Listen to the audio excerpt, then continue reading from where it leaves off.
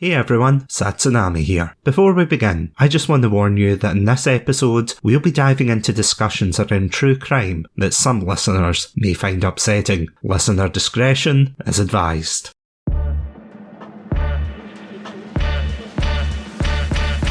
Welcome to Satsunami.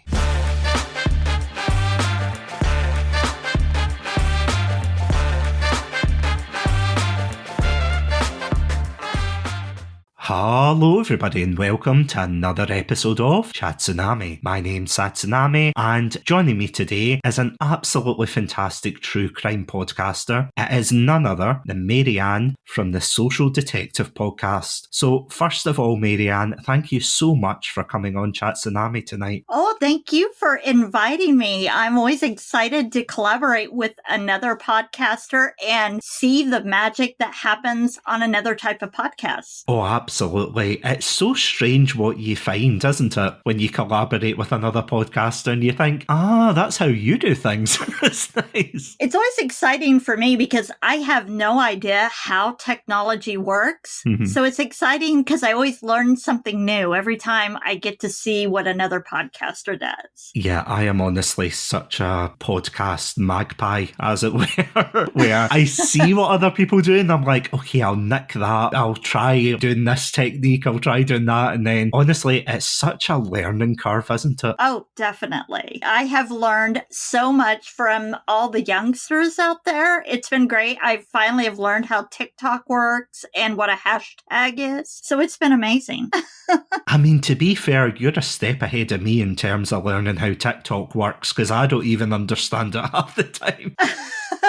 I had some wonderful people holding my hand, let me tell you. Oh, absolutely. I know, I just post, well, nowadays, I think I just post podcast memes and then think, you know what, that'll do for the day. Yeah. So, as I was saying, you run the absolutely fantastic Social Detective Podcast. And before we get into what you do with the podcast, am I right in saying that you started this as far back as July 2021? Correct. Yeah, I had started it in July of 2021, kind of on a crazy whim because I felt like I had no other choice. And I'm the last person who should have a podcast, obviously, but I decided to give a voice to my friend's cold case that I saw so many other people making advances on cold cases with podcasts that I was trying to reach out to other larger true crime podcasters and tried to get them to cover my friend's cold case, but nobody was really giving it a platform. So I decided that I would just do it myself. You say that you should be the last person to have a podcast, but I mean, personally, I think you do a fantastic job with it. And I'm not just saying that because you're on, to be fair. We'll keep that between you and me. Yeah. Yeah, okay. Don't worry. The PayPal payment will be coming through soon. Don't worry. That's right. Yeah. But yeah, no, you do absolutely fantastic work. As you said, you deal with a lot of cold cases in Kansas. And as you were saying there, am I right in saying it was the case for Krista Martin? Correct. Yeah. My friend Krista Martin was sexually assaulted and murdered on October 1st of 1989. And we grew up together and were good friends. And her family had not really been a part of that case and nobody was giving her a voice. And for 34 years, I diligently worked on that case. I constantly was reaching out to media. I was doing everything I could to try to move her case forward and it was going nowhere. Police really wouldn't talk to me because I wasn't family. And then my brother actually became a suspect in the case. So it was even harder to get them to talk to me about her case. And then I was diagnosed with a terminal heart condition and I decided, well, I need to really do something about this. And that's when I decided to create a podcast. Out of curiosity though, because you started the podcast to give a voice to the voiceless, as you said, but what was it about podcasting in particular that drew you to it as opposed to something like YouTube? Well,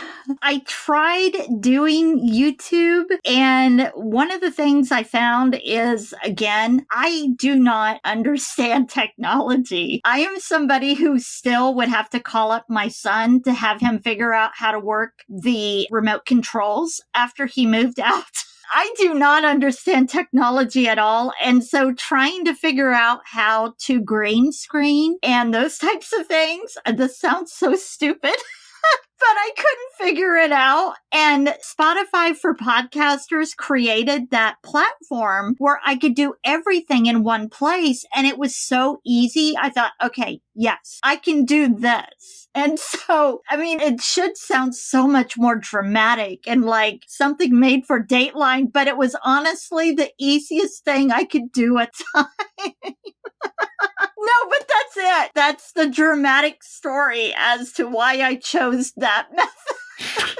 I mean, to be fair, that is completely valid. And I don't know if you've noticed this over the years, being in the true crime community, as it were, but the amount of high production value that some of these true crime content creators put into their videos is just absolutely astounding. Oh, definitely. Absolutely. And that's what's so crazy to me, because if you listen to my podcast and my journey and everything, because 34 years and with my past and everything of working in the investigative profession and everything. So I have all of that experience. And it was after I started the podcast, a year after that, we actually solved her case. And so we solved her case and we got answers, and we were able to actually accomplish that. I mean, we were able to give her such a voice and amplify everything to such a level. And it was like, oh my gosh, wow, we did this. And so I started taking how I did that, which is why we call it the social detective, because it's basically teaching people how to use social media to amplify their loved ones' cases and to raise their loved one's voice, and how to force the hand of law enforcement to get answers on their loved ones' cases. And I spend more time teaching loved ones than I probably do actually doing my podcast and working with the victims' families and those types of things to help them get answers on cases. And we've actually solved 4 other cases as well. So I prefer to do that point, and then I end up doing a small awareness on the case. But I really love working with the victims' families, and when they're actually able to finally get answers on their loved one's case, it's just incredible. It honestly must be, and I know this is an understatement, but it must just be so rewarding working on these kind of cases and then being able to come to a resolution. And as you said, you give the victims' families their closure about what happened, because I feel as if that is the case with a lot of, and again, not every single true crime content creator and podcaster, but there's a lot of them that read off the cliff notes of the case. Yes. And they'll say, oh, this is so-and-so, they were tragically XYZ, and then they read out a script and then they put it to the side, say, okay, that's my video done, let's move on to the next one. But with you, it does sound as if you're a lot more personal with them, that you are in there actively trying to see if you can move these cold cases along. And that's what I usually try to get across to people when they do contact me, or when somebody comments on my podcast, when they try to say, well, you haven't put this podcast out yet, or you haven't covered this case yet. I try to explain to them, I'm an investigative podcast, first of all. So if you reach out to me, and as in the most recent podcast I did on the case of Colby Shepard, that actually started out when a family member reached out to me on the missing person case of Kendra Botello in Enid, Oklahoma. And over the 2 years that she's been missing, I just noticed things didn't seem right, and people were contacting me, and things just seemed really off from the family members that were contacting me. And so I contacted, because I always tell people, we're not here to solve cases. That is not a podcaster's job. That's the investigator's job. So we work really closely with the police department, and I started reaching out to the police department saying, there is something really off with this case. There's people reaching out to me in the community. There's Colby Shepard, her boyfriend, which they were saying that he had something to do with her disappearance. There were just a lot of things not matching up. So what I did is I started talking to his mom, and I continued to communicate with the police department in Enid, Oklahoma. And then the boyfriend ended up going missing. The case got very, very strange. And then his remains ended up being found. The boyfriend, Kendra Botello, is still missing. But then we found the boyfriend's remains with cadaver dogs were uncovered. And it turned out a newscaster that used to work here in Wichita then went to talk to the grandmother that had reached out to me. It's going to get a little convoluted, and I'm sorry, you may have to cut it up. No,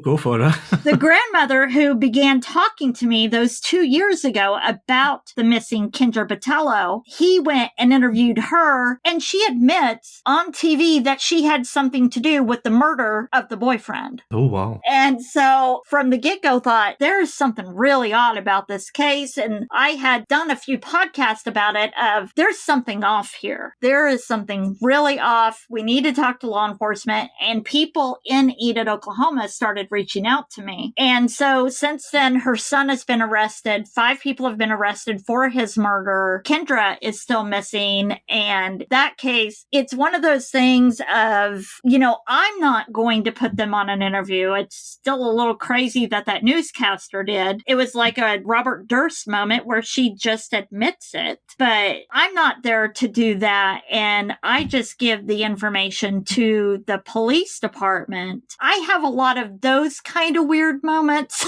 And unfortunately, it ends up happening to me a lot. And I keep trying to tell people that's not what I'm here for. I'm just here to raise the victim stories. And if you have this information, please take it to the police department, not to me. I really don't want this information. I want you to take it to the police department. Honestly, that is such an important thing, and I'm so glad you raised it there, because it feels as if, and again, I'm not criticising any particular true crime podcasters, because trust me, I would not want to get in their bad side, but the fact is that there's a lot of, either whether they're true crime podcasters or they're just general content creators, and they come across a particular case or something that sparks their curiosity, and they go, oh, this guy's weird, or oh, this person went missing, and they all do their own, I think the term people use nowadays are TikTok investigators. They basically try to get as much information as possible, and I know while some of them might have good intentions, there's that other half that they want to get the clout and the glory to say, oh, look, I solved this case, when in reality they really shouldn't be anywhere near it, or even if they are near it, they should be, as you were saying, give their information at least over to the police or to the appropriate law enforcement, because it does seem that way. But do you find, again, because you are definitely the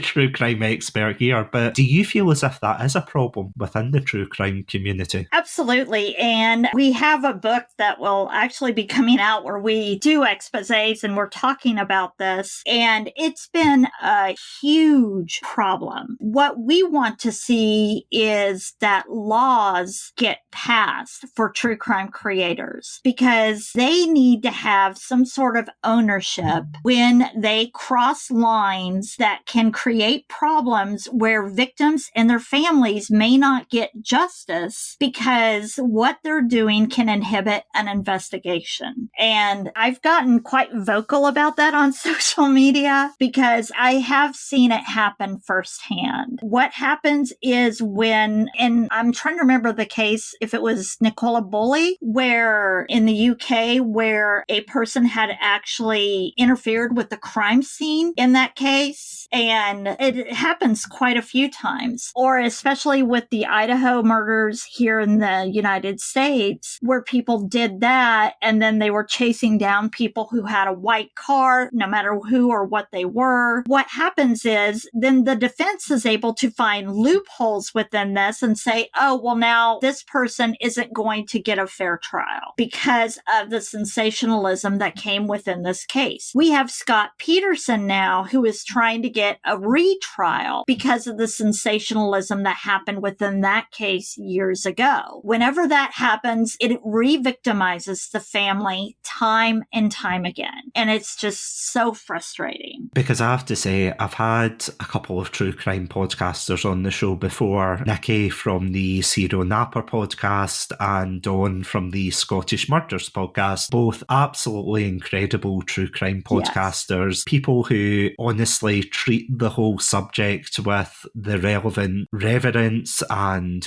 respect and everything. But it's so heartbreaking to see that on the flip side, you also get ones who really are just exploiting a tragedy, essentially, because it almost reminds me of, and I think it was on Reddit, I could be wrong in this, but I'm sure it was Reddit with the Boston Marathon bombing, where, I don't know if you heard about this at the time. Yeah. Yeah, where they got the wrong person and they were actively hounding the wrong family, saying, oh, we've come together and we've found them, and obviously they put the family under undue distress, because I think at the end, the person who they thought had committed the murder, or rather the attack, had passed away, so obviously couldn't have been them. It is quite disheartening, because I know the aforementioned podcasters I mentioned there and yourself, you all treat it with such respect and you do a fantastic job at dealing with it, but there's also been a few that I've seen online where it's just that way that they want to try and make it engaging and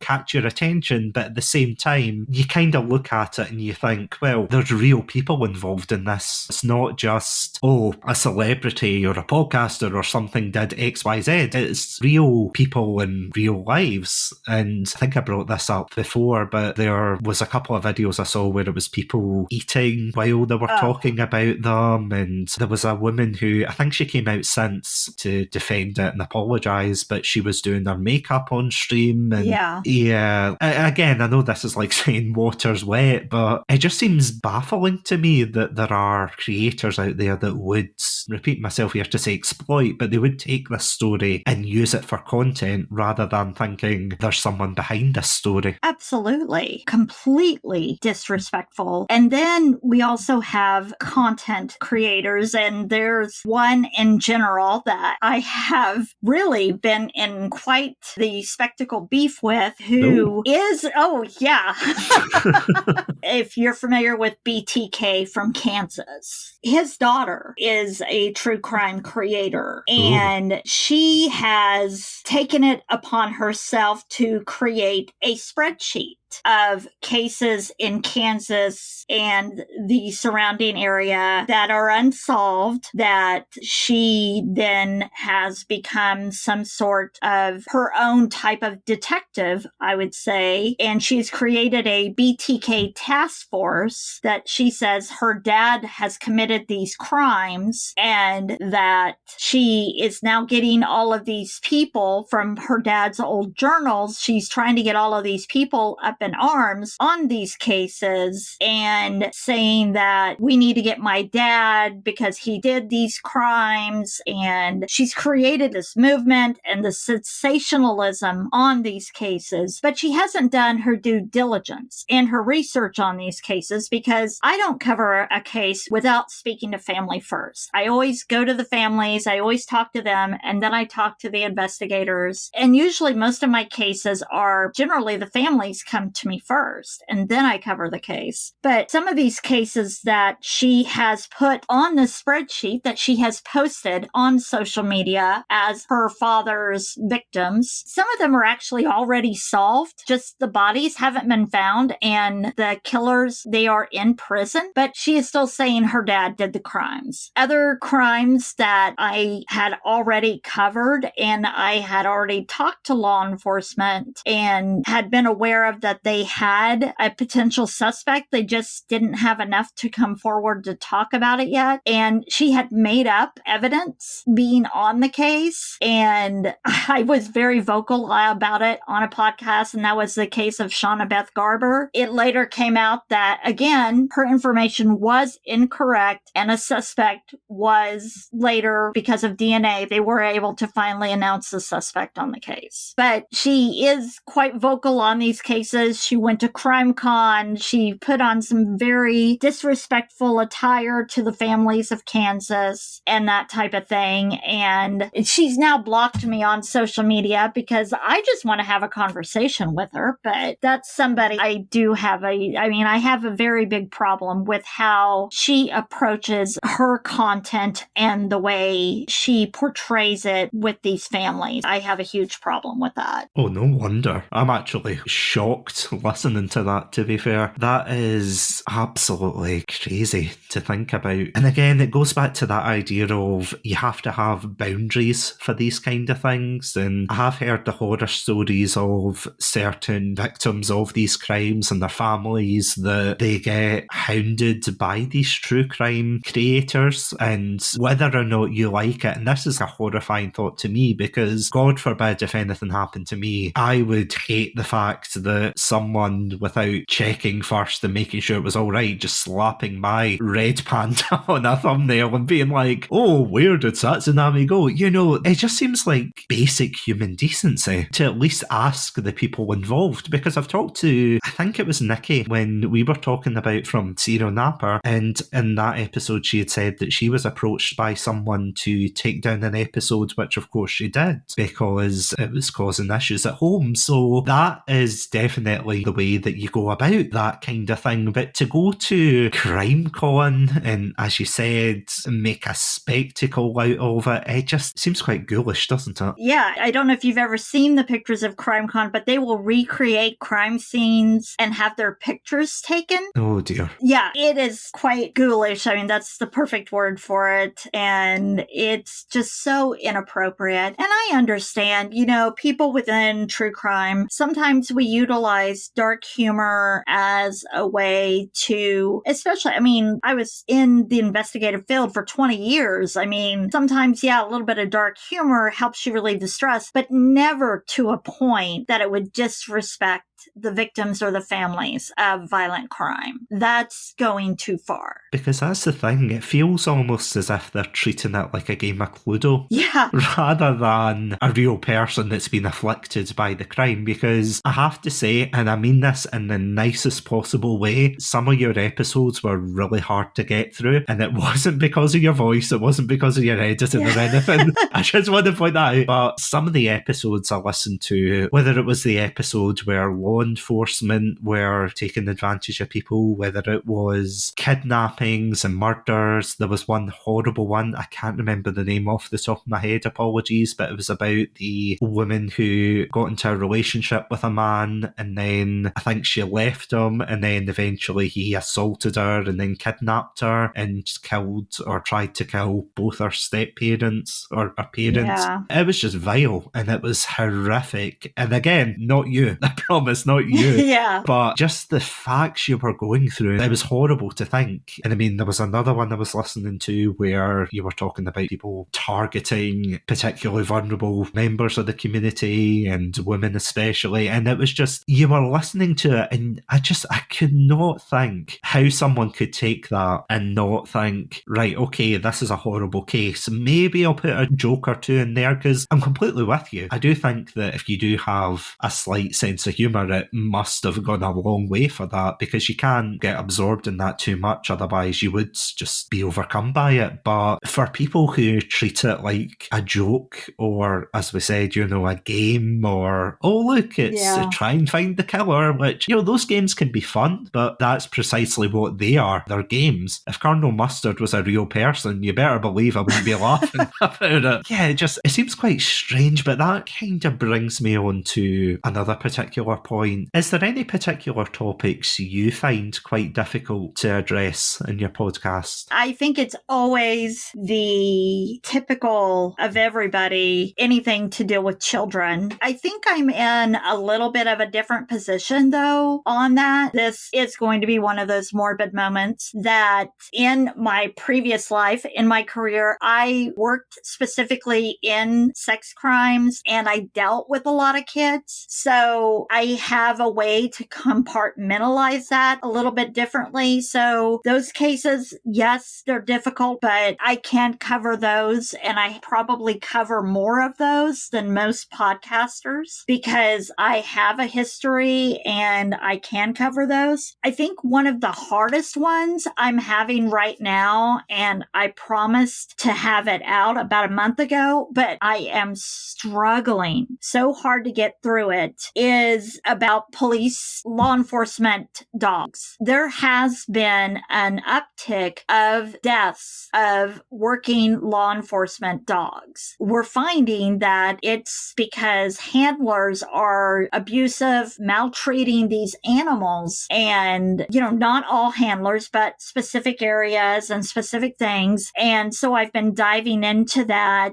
and going into, oh gosh, as you can tell, it's already choking me up. Animals and children, especially these animals, they don't choose to go into this field of work. And seeing some of the abuse that these animals have been put through, the steps that some of these police officers are doing to these animals is really hard to get through. It has been so hard for me because, I've worked with these type of animals. I have these type of animals. It has been so hard to see that members of the law enforcement community, those people with a badge and a gun that are supposed to be protecting, if they're going to do that to an animal, what are they doing to the suspect? What are they doing to people who are vulnerable in our community? As a fellow dog owner as well, and we were actually talking about this before we came on tonight to record, but it is weird that although, if you have a pet dog out there and they'll do things that'll wind you up and everything, and you might get mad at them or whatever, but at the end of the day, as soon as everything cools down, you realise, oh well, they're just acting as dogs, as animals. I have to say, I'm totally in the same boat as you there. I think that whenever you hear about these types of cases and how people can be so callous towards animals, and especially dogs as well, because as goofy as my dog is, she's almost like a wee fur baby, to be honest. I think that's just the right term for it. She'll come up for cuddles and things, she'll want to be fed, and she'll beg for treats even though she's had thousands. I always make that joke that my dog could probably be an actor in one of those, one of those dog charity videos where it's like, oh, this is so-and-so, they've not been fed. Even though she's had 2 dinners, she's managed to sneak out of both me and my partner. So I'm like, you cheeky wee bizzum. So honestly, I'm totally with you. I cannot imagine doing that to an animal willingly and saying, oh yeah, it's absolutely terrible. And again, I think you're in the majority and the consensus there in terms of when it comes to cases about animals, and of course about children especially. Those are the ones that I've noticed that a lot of true crime podcasters and content creators, they really struggle with it, and for obvious reasons. It's definitely so difficult not only to listen to, even when I hear someone talking about a particular case, because without naming names, there have been very prolific ones over in the UK decades ago, but I can't imagine how hard it would be for someone like yourself to have to go through the list of facts about the case and then just have to summarise that really in an episode. Remembering the why, thinking of the call to action as to why, and these things do make a difference because here in Kansas, we had a police dog here named Bane. I'm very active politically.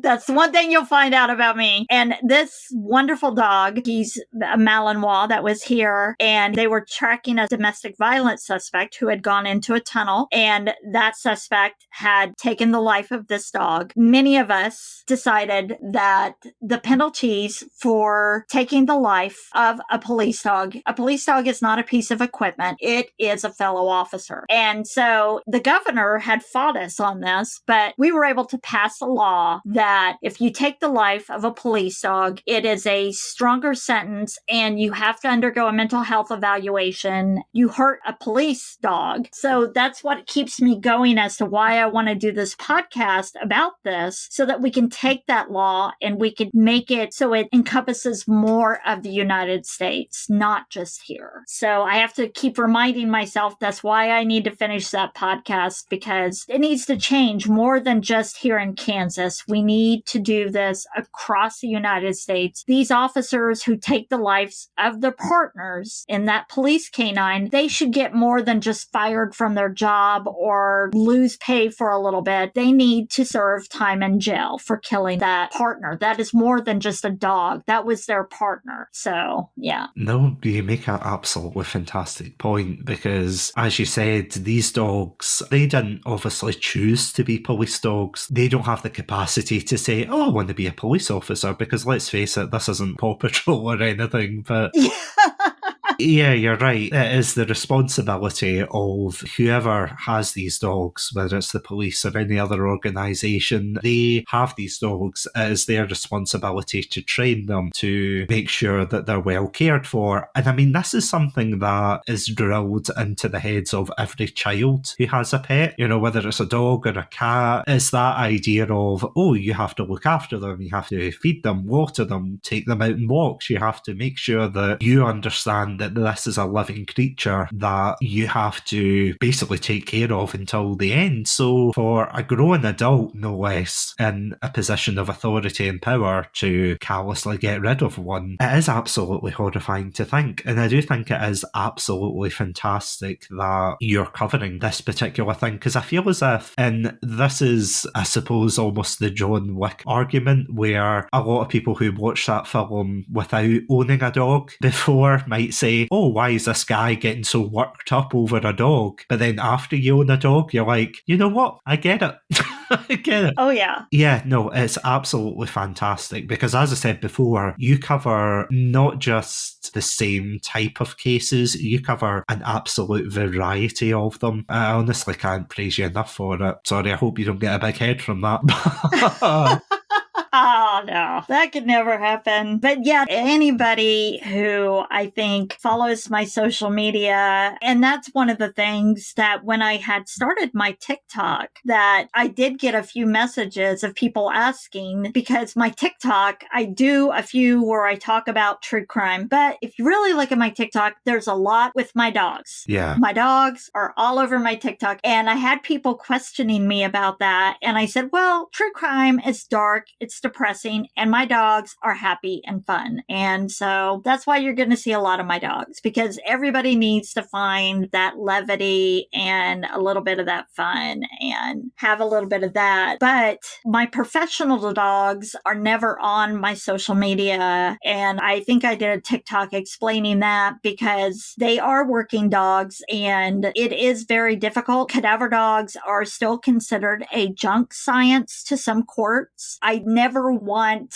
to have a defense attorney go, okay, here is her dog that she's saying uncovered this body that was out here for 20 years, but this is this one little error we saw about that dog on TikTok. So I never want that. So those dogs are always kept off the social media. They do their job. They do their job well. You might see some pictures of them, but I will never show us doing their work on social media. Because last week, of course, you and I were, to pull the curtain back a wee bit, we were supposed to record together, and you'd sent me a message saying that unfortunately you couldn't make it. Now, I have to say, see, in the 4 years that I've been podcasting, I've had different reasons for people being able to record with me, such as that they weren't feeling well, that they had to do something else, they had to go out. So when you sent it initially, I was like, all right, it's okay, you can't make it. But it was because, and do you mind me sharing this reason? Oh, yeah, this is fine. It was covered in our local news. You're fine. Oh, okay.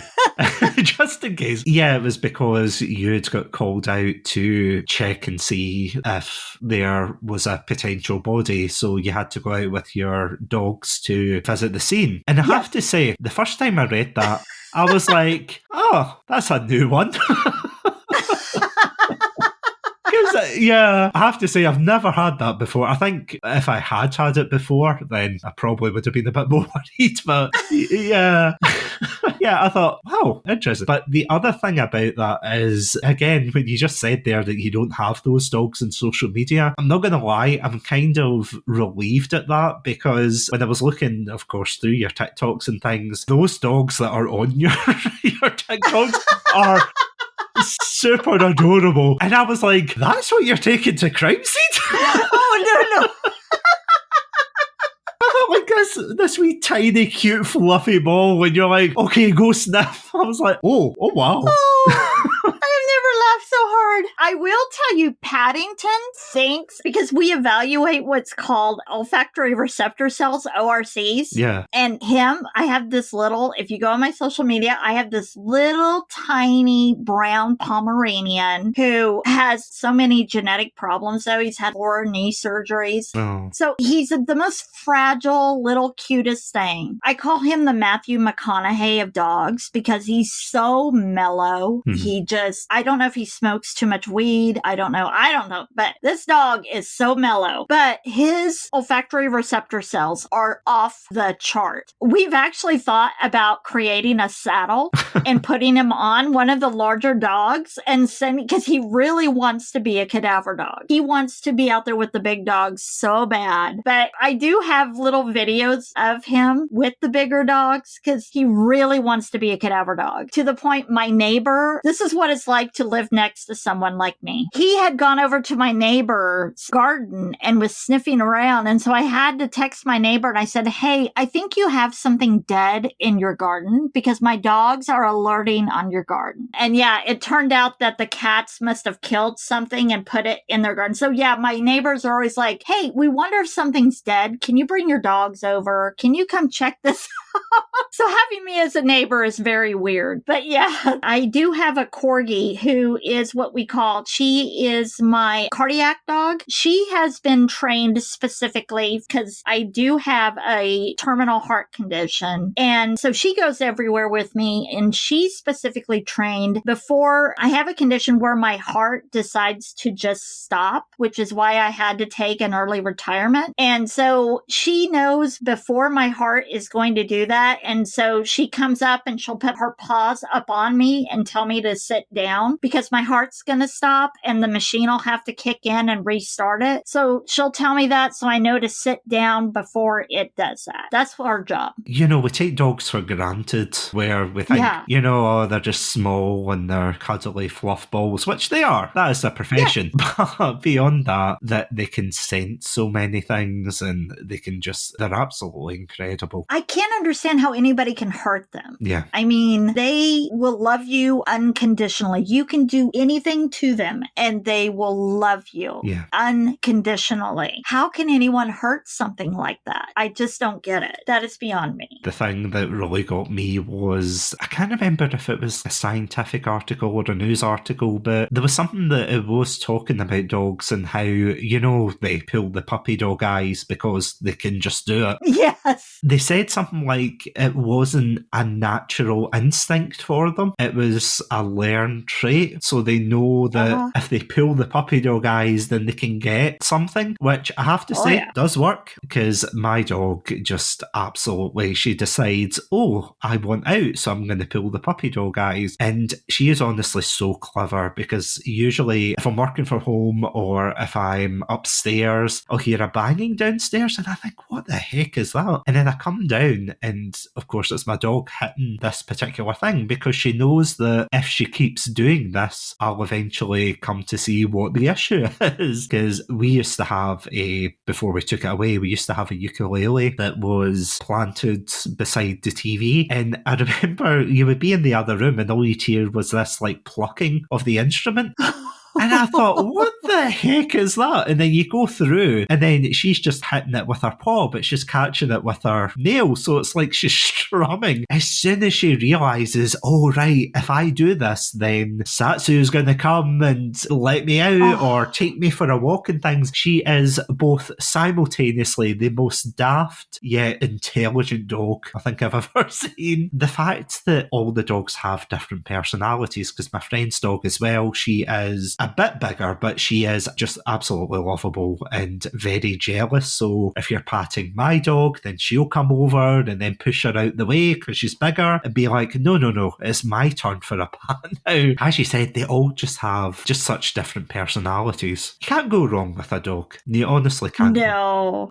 Oh, and she is so beautiful. Oh, thank you. For the listeners at home, I take it you've opened that picture that I've sent you. Yes, I've just been just looking at her and she looks like she's smiling. Every time she's on the bed, she lets out a smile. And that's the thing as well, to again pull the curtain back. But whenever I go to bed after recording these sessions, I always go to bed and unfortunately my space on the bed has been taken by her. So usually I have to move her and you should hear the noises that she makes. It's as if, it's the kind of grouchy, oh, why are you moving me, father? Why? Why have you committed this injustice? And listen, this is my Oh, yeah. You sleep here because I'm letting you tonight. But honestly, see if she could sleep on the pillow and everything, she would 100%. She would just plop on the pillow. There used to be a while, though, when she was a puppy that she would get quite territorial and quite, she would growl a lot because you were going near the pillow because she's like, I'm comfy here. This is my space. So I obviously had to teach that out of her right away because I thought there is no way in heck that you are biting me over this pillow because you will not win. Two things that she can't win with me: food and the bed. Both of them, no. But that way she just kind of sighs as if, oh God, yes. The weight of the world is on their shoulders. That big sigh. Oh my gosh. This poor unemployed dog, sighing every time I'm working or I'm editing something and she looks up at me as if, oh, I want to go for a walk, I want to play and everything. And you're like, okay, 5 minutes. And she actually throws a temper tantrum. I'm not even joking. I never thought they could throw temper tantrums, but you would not believe it until you saw it. She stomps her paws, she barks, she wags her tail as if, come on, let's go. And you're like, oh, great. Fantastic. Oh, yeah. It is honestly like having a child, I have to say. It's a great trial run, to be fair. It's a great trial run to be like, okay, if I could deal with a dog, I can probably deal with a child. But, they are just absolutely lovable. But speaking of that, because honestly, we could talk about dogs for about 3 more hours, I'd say.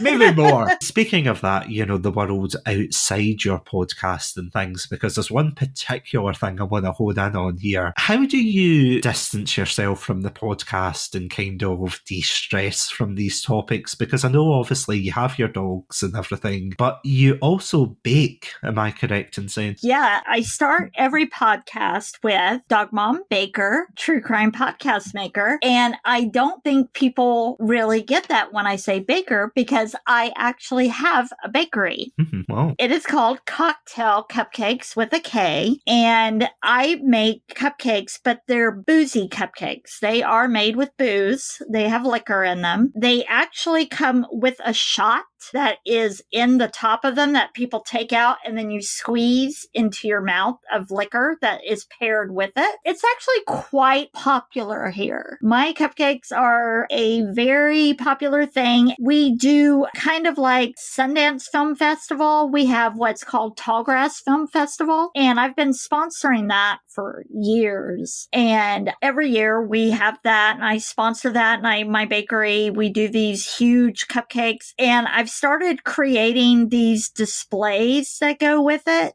and we have these different themes that go with it as well. And I've started building like bigger and bigger, more insane displays, and it gives me a chance to like dress up. And so I dress up really outlandish because that's a chance to be able to do that, because I also love movies and that type of thing. So the cupcake part of it is a chance for me to go to events and get goofy and get weird and practice new recipes and that type of thing. When I was listening to your earlier episodes, and apologies, I broke the podcasting taboo of listening to your first couple of episodes. Oh, yeah. Is it right in saying that your podcast podcast was initially called Crime Scene and Cupcakes. Yeah, I had initially went with that because I used to work at crime scenes and also have in the bakery as Cupcakes. I wanted something that was both of me and went that way. And then I got a couple of people saying that the logo wasn't very respectful. But what was really funny is the families I worked with, they didn't want me to change the name or the logo. Wow. I went ahead and did it. Yeah. But yeah, a lot of the families wanted me to keep it as Crime Scenes and Cupcakes.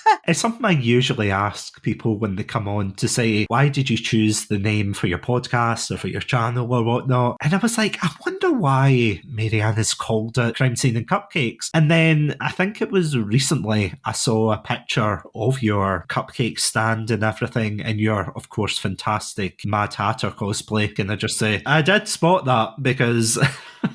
For listeners out there, you'll probably remember that the very first episode of this season did in fact revolve around Alice in Wonderland. And I was wondering, I was genuinely wondering, I was like, why are so many people talking about Mad Hatters and things like that? I thought, well, the episode can't be that popular. Yeah, it's just out.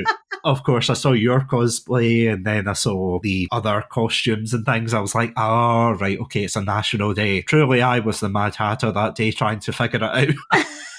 I had like the red string and everything. I was like, why could this be? But no, that was absolutely fantastic. And yeah, you definitely look as if you have a lot of fun with it. And the displays are amazing as well, I have to admit. And I'm a big cosplay person. I go to definitely a lot of different cosplays and that type of thing as well. So I do a lot of things that are very far from the true crime world. So I'm able to find a way to distance myself from the crime world, and baking definitely helps as well. Out of curiosity, you said you cosplayed there. Who's your favourite characters to cosplay? Oh my gosh, I've done so. My favorite. Sorry to put you on the spot there. Yeah. Oh my gosh. Of course you have, more of the generic ones, because I'm a big Supernatural fan as well. The Supernatural series. So I've done a lot of those in my cosplay. And then, Black Widow from the Avengers. I've done that. I'm not really on the anime. My son's really big into that. I'm not that. I'm a big D&D person, so I do the rogue a lot. So I've done that. The Boys is now like one of my really big things. So yeah, unfortunately, I'm really, really deep in Boys. Dirks Gently, Holistic Detective Agency. Oh yeah. Mm-hmm. Oh my God. And Doctor Who. I'm definitely a Whovian. I am just so surprised that Doctor Who has taken off so much in America. Yeah.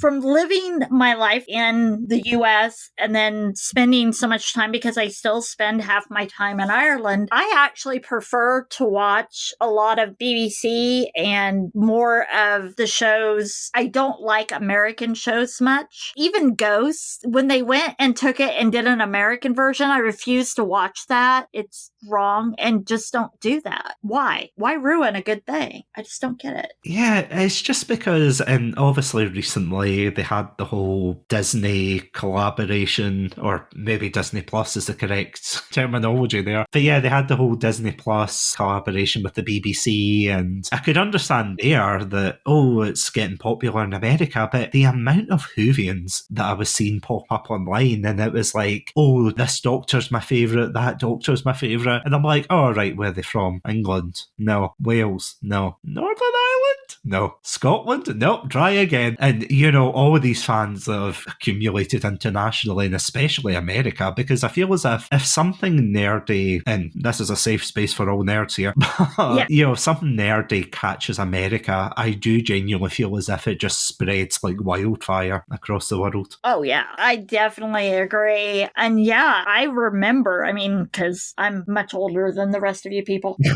But yeah, I'm seeing things that I had to be more of a closet fan of things things for a long time. And now I'm watching this stuff just become so popular and spreading everywhere. And it's like, oh my gosh, this is so cool. I can like drag all of my stuff out and I can enjoy it in front of people and go to all of these different cons. And it's just so cool to be able to do that. That's the absolutely crazy thing, because I'm very much, and I don't want to make you feel old here, so apologies, but I was born at the beginning of the 90s and I grew up in the 90s, early 2000s and everything. And I still remember at that period of time that if you were into anything geeky, you had to be so careful about exposing that to other people, lest you be ridiculed by other people in the class. You couldn't like Star Trek openly without the right people. You couldn't like... Yeah. I mean, Star Wars was the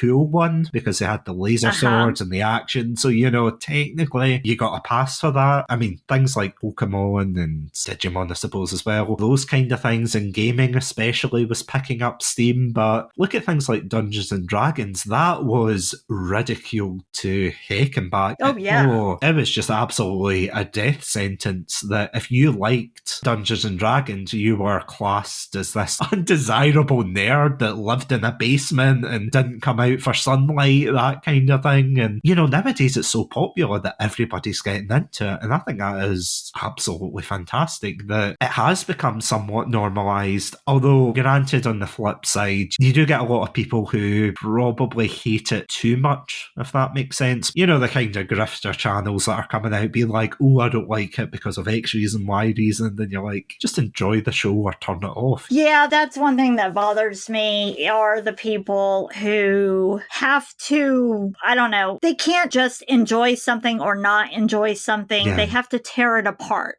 They have to overanalyze it. Just enjoy the damn thing. Have fun. I was born in the 70s. And so, yeah, I remember as a kid, I mean, and definitely being a girl who loved comic books, having to hide in my closet or hide in the library with all of these different comic books and horror movies. Definitely as a girl, girls didn't enjoy horror movies that way. And yeah, I was just always into it. And so now to be able to just enjoy it and have all of this stuff, it's just so cool to watch, you know, the generations now and see people be okay to enjoy it and be proud of being enjoyed. Because yeah, I mean, I've been into Dungeons and Dragons as a kid, and now I'm watching my son and he's getting, oh, I'm going to be a dungeon master and I'm going to get to do this and creating these amazing worlds. And it's just so cool to be a part of that. That is absolutely incredible. I had my own reservations about getting into it because it was one of my friends and very good friends and co-host of the podcast, Martin McAllister. He turned round to me one day. I remember this very vividly because I used to live away from home when I was at university, and every couple of weekends I would come home and I would meet up with them. And I always remember one day he turned round and said, oh, we're getting a Dungeons and Dragons game going. And I kind of laughed and I went, oh, good one. Yeah. And then he looked at me dead serious and I was like, are you serious?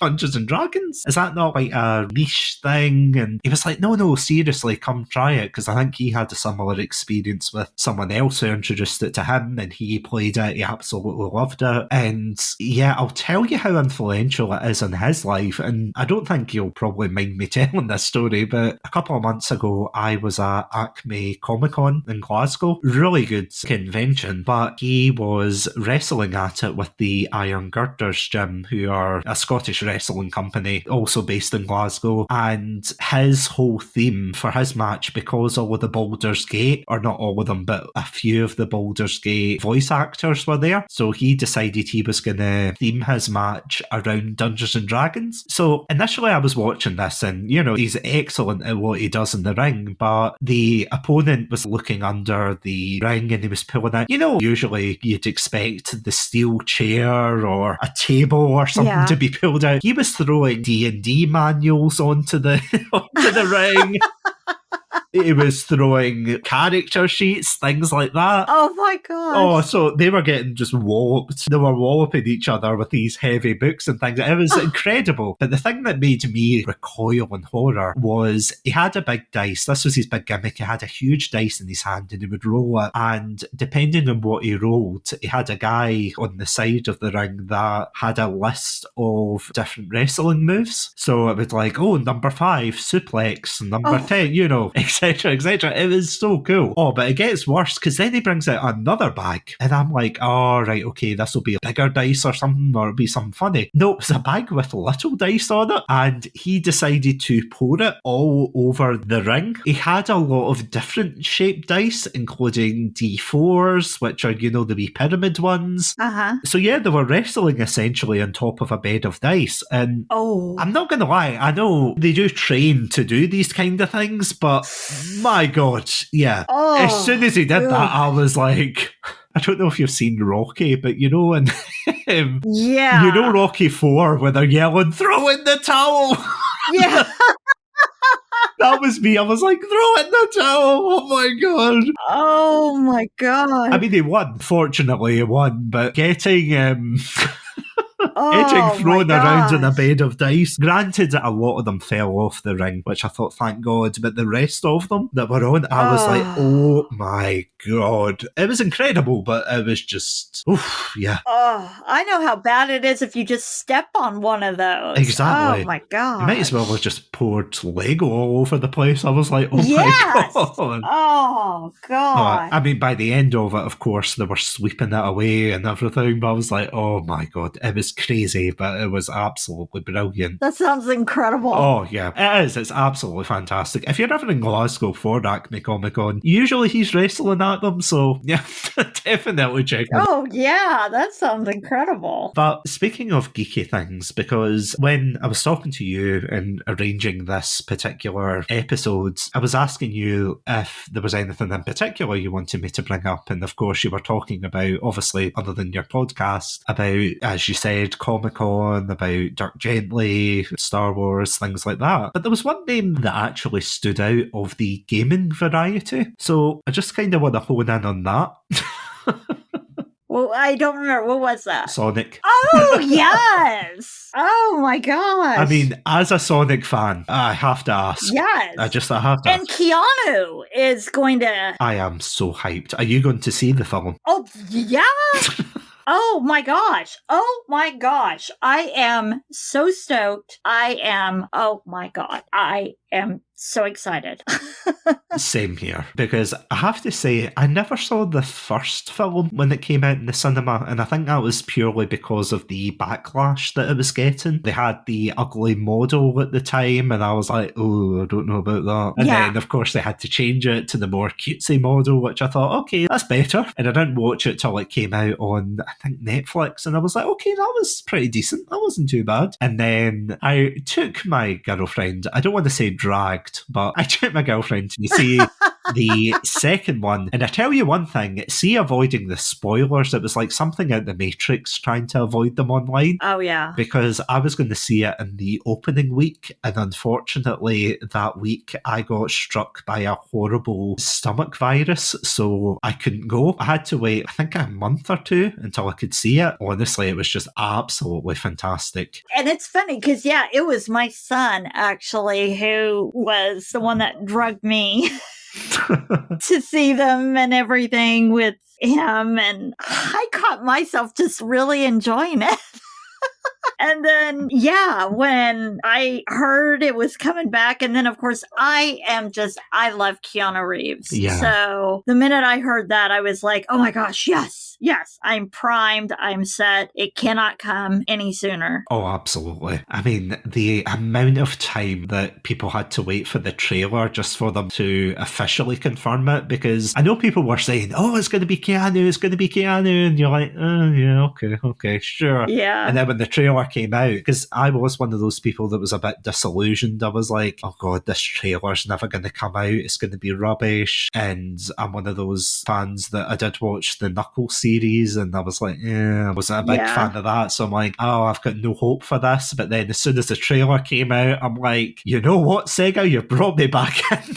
Yeah. Oh, yeah. Most definitely. And I gotta tell you, I was a little concerned with Jim Carrey, too. Yeah. Uh-huh. I was a little worried about that. Then it was like, oh my gosh, okay, good. It's all complete. We're okay here. I was very happy. Because the funny thing about that is, and I always laugh about it, that he said he was going to quit acting, or rather he was going to retire from acting, that there had to be a special script that was going to pull him back in. So I remember when my good friend Adam and I, we did a whole month of Sonic content, and I'm going to point this out for the Red Panda lawyer in the room here, that it was his idea. It was early into season 2 that we started doing themed months. So our first one was Halo. We did a whole month of Halo content, and then a couple of months later I was talking to him and he said, do you want to do a whole month of Sonic content? And I was like, well, yeah, that'd be great, but you haven't really played the games. And he's like, oh, don't worry about it. So he actually went out and bought the games that he could to actually play them for the month. I've never been prouder of him, but it was such a fun month going through not only the games, of course, but we also discussed both the films because they were relatively fresh at the time. And that is something that we talked about at the time. Jim Carrey had said, oh, I'm not going to return for Robotnik and everything. And we're like, oh, well, maybe they're going to do this, maybe they're going to do that. But as the spoilers for the trailer, but as the trailer's showing, no, he's back. I think they must have so much fun doing these films. Oh, yeah. It has to be worth it for him to want to come back. I know that they were in talks. They had talked about possibly recasting, and then for him to want to come back with all the talks he had of retiring, it has to be a blast to be able to do that, for him to want to come back for it. Out of curiosity, did you play the games as well, or? No, that's one thing my son gives me a hard time about. You can tell he's kind of a mama's boy. He's actually a sports broadcaster. He's a huge gamer, and he's tried to get me into gaming, but as I said, I am not good at technology, and so I can never figure out the buttons on the remote control, but I sit and I watch him as he does it. So he usually talks me through what he's doing and everything. And yeah, I live vicariously with the movies and stuff and then watch him as he plays. Yeah. Because yeah, I cannot figure out those stupid buttons on the game systems. It's too difficult for me. And I mean, the thing is as well, depending on what system you're playing, it just completely flips. That is something that I have to say I have started to feel old at, when you're playing a game and you don't respond the way you used to. So yeah, I end up getting absolutely wrecked for those games. Although I say that, but I did purchase recently the latest Sonic game, which at the time of recording this I haven't played, but at the time this episode comes out, I've probably played it. I probably did 50 episodes on it, about how amazing it is. No, it is a great series, and I'm completely with you there. The films are just such a breath of fresh air. I cannot wait for my girlfriend's face when I say, for Christmas, I have got you a ticket to... I'm only joking. Oh, yeah. I mean, we will go, but for legal reasons, I'm not getting her a ticket to that for her Christmas present. Yeah. Yeah. Yeah, the red panda lawyer in the corner is waving me down here. I'm like, yeah, better. Yeah. It's like, no. Don't do that. For legal reasons, that is indeed a joke. Yeah. Well, and I like to give my son a hard time a lot of times with the video games. I mean, for years, he's always given me a hard time about how I can't play this or I can't do that and I can't figure out this. And I'm like, okay, look at all these Call of Duty and all of this stuff you're doing. And I'm like, now let's go out to the range and let's show what mama can do and what you do on the television. Yeah. I can outdrive you. I can outshoot you. I can outdo this. I can outdo that. So be nice to mom. Don't do that. I mean, it is true. Because it is. You do things in games and you're like, oh, wow, I'm really good at this. And it's like, oh, do you want to do that in real life? No, I don't think I can do that. Yeah. That's the thing, though, when you play these games, especially the Call of Duties and such, I remember, vividly going paintballing one time and thinking, I mean, it was so much fun, but there's a reason why I've only been once. Because, the amount of times I'm like, okay, I've got them in my sights and everything, and, well, not sights, but you know what I mean. Yeah. Metaphorical sights, as it were. And then I shoot, and I realise that the paintball has arcs, I don't know, hundreds of meters above their heads, and I'm like, oh no, I've just given away my Oh. position. So, yeah, I've got all these people chasing me and shooting me. I'm like, oh no. You know, because that's the thing, though. When you play a game, you're obviously put into the role of Captain Badass McCool Guy or McCool Woman, you know, and you think, oh, right, I'm going to do this, I'm going to do that. And then when you do it in real life, you're like, yeah, this isn't as cool as I thought it would be.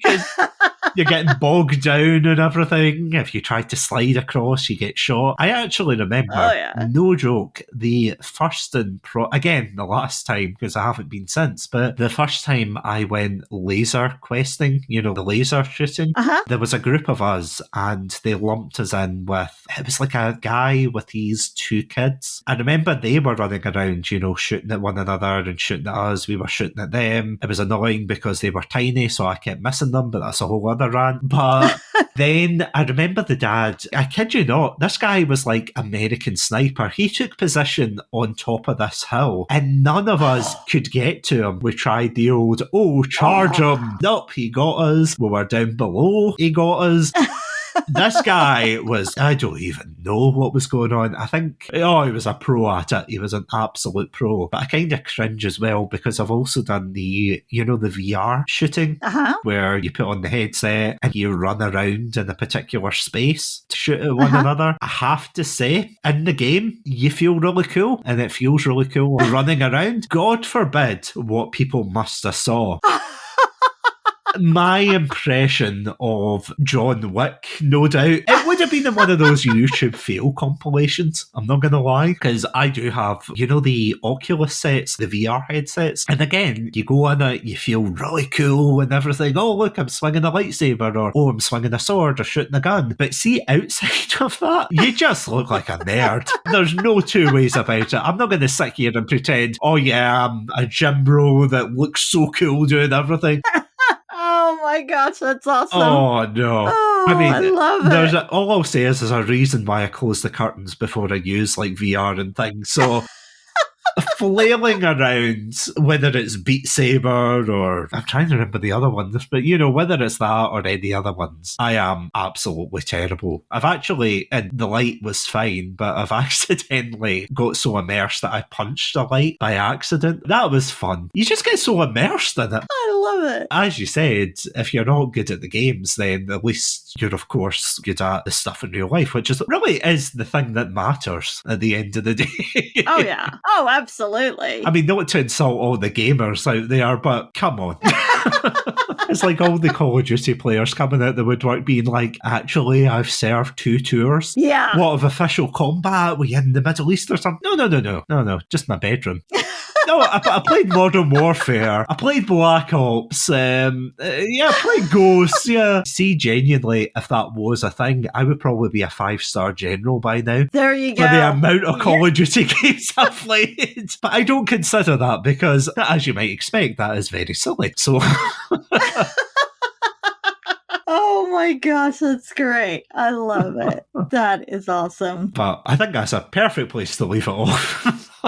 There you go. MaryAnne, thank you so much for coming on to Satsunami and talking about your podcast, talking about your interest and just talking about everything. So thank you so much. Thank you. I don't think my face has ever hurt so much from laughing. Thank you. That is more of a compliment than you know. Thank you again, and I look forward to listening to more episodes. Oh, thank you. And, of course, before we wrap up, where can these lovely listeners at home find your content? You can stream our podcast anywhere you stream on Apple, Google Podcasts, Spotify, most other places that you can stream. And you can find us on TikTok, Instagram, Threads, Twitter, or X now, and Facebook under the Social Detective Podcast. And if you love to see dogs, you will see lots of them there. Yeah, I can confirm and collaborate, Your Honour, that you can indeed see dogs. Yeah. And they are the cutest things ever. So even if you're not into true crime, please go see the dog.